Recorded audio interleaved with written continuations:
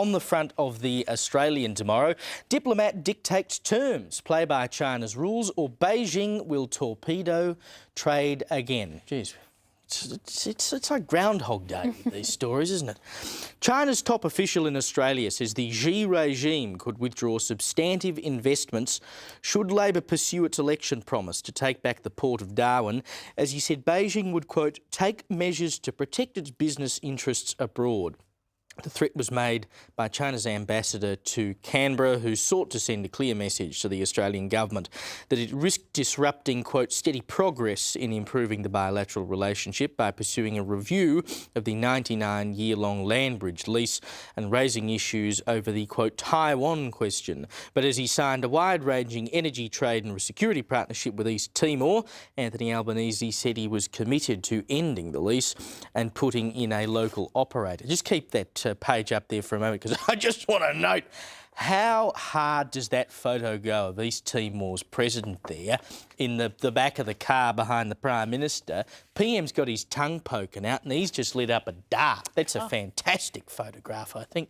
But back to the story about China, you know, he's just a thug in a suit, the ambassador, basically threatening us, saying, oh, well, you know, you take back the Port of Darwin, a major strategic asset that we should never have given a 99-year lease to the Chinese on anyway. Thank you, Malcolm Turnbull. We'll come back for retribution. Oh, it's terrible. And this is just another reason why Australia urgently needs to diversify our trade away from China. We need to decouple our supply chains. We need to be less reliant on their economy. I know that's really hard, and all the economists out there will go, oh, that's impossible. But it's a national security risk at this point. If we cannot make national security decisions that are important for our sovereignty and our security, like taking back the Port of Darwin, because we are so afraid of potential tariffs or retribution from China, we are compromised. We are not a sovereign nation at that point. So this is disgraceful. I will be interested to see how Anthony Albanese does handle this situation, because he has got quite a close relationship with Xi Jinping. We saw him have that 5-day trip over in China last year, and he has said that we are all very good friends. But he has said in his paper that we are committed to making sure that the port goes back into Australian hands. So let's see how he goes in this and stands up. I don't think he ever really meant to do it, because, of course, remember he announced it on Darwin radio to sort of usurp the fact that Dutton was going to announce that he'd take it back. So, look, he might have painted himself into a corner here. Another story on the front of the Oz tomorrow. Liberal elders step in as Lee ignored. Nationals leader David Littleproud has knocked back a meeting with Susan Lee as she attempts to revive the coalition, as Liberal elders intervene in the party's leadership stoush before a crunch face-to-face meeting between Conservatives Andrew Hastie and Angus Taylor.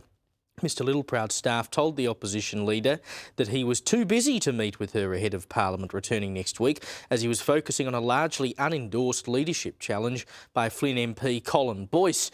The ongoing silence between the former coalition leaders comes as Liberal MPs expect Mr Hastie and Mr Taylor to hold an in-person meeting in Melbourne on Thursday morning to work on striking a deal that would see Conservatives unite behind one candidate to challenge Ms Lee, which is, of course, what they need to do. But, you know, the madness just rolls on. I mean, now you've got the whole business about leadership in the Nationals, which is nothing's going to change there.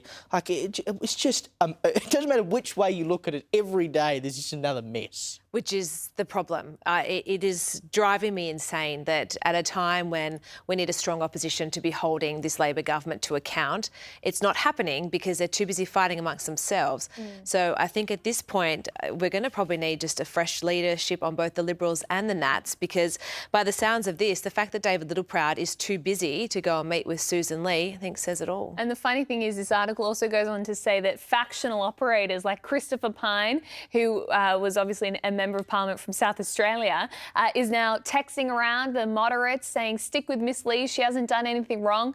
OK, well, she's only shed a third of Liberal voters. They've abandoned the party in under a year. Polling is at historic lows. I mean, yeah, she may not have personally done anything egregious, but the cumulative results of her effort as leader are pretty dismal. It is sad, because I did think actually she was starting to really look strong after net zero and Bondi, and just really disappointing. It's all gone to crap, hasn't it? Hey,